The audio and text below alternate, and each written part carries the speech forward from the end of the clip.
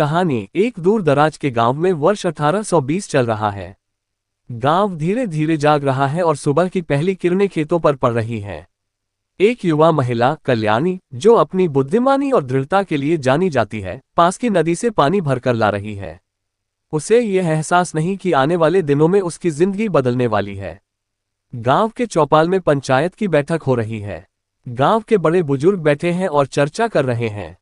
एक जवान पुरुष का परिवार, जिसकी हाल ही में मौत हो चुकी है, पंचायत में कल्याणी के खिलाफ आरोप लगाता है कि उसकी नजर बुरी थी, जिससे उस जवान की मौत हो गई। सब कल्याणी को घूर रहे हैं और वह अकेली, असहाय, डर के मारे खड़ी है। कल्याणी के लिए पंचायत का निर्णय सुनाया जाता है, उसे सती बनना पड़ेगा। गांव के लोग निर्णय के समर्थन में हैं। कल्याणी स्तब्ध है, उसकी आंखों में आंसू हैं, लेकिन कोई उसे बचाने का साहस नहीं करता। उसके माता पिता भी बेबस हैं। सती के दिन की सुबह कल्याणी को उसकी आखिरी विदाई के लिए सजाया जा रहा है।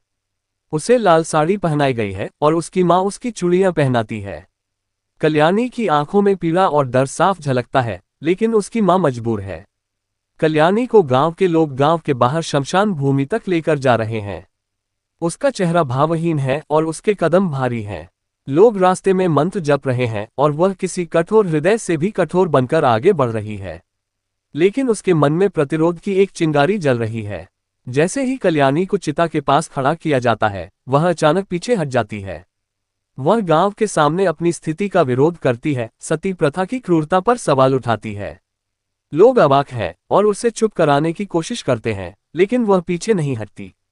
वह सभी को बताती है कि सती प्रथा एक अमानवीय प्रथा है, जो स्त्रियों को केवल वस्तु समझती है। कल्याणी की बातों से गांव के लोग क्रोधित हो जाते हैं।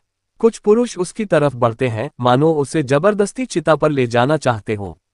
लेकिन कल्याणी अडिग खड़ी है, उसका चेहरा निडरता से भरा हुआ है। उसकी आंखों में आंसुओं के साथ साथ साहस भी झलकता है। कल्याणी के साहस को देखकर गांव की कुछ महिलाएं और युवा पुरुष उसका समर्थन करते हैं। वे उसकी आवाज में अपना दर्द भी महसूस करते हैं और खुलकर उसका साथ देने का निर्णय लेते हैं।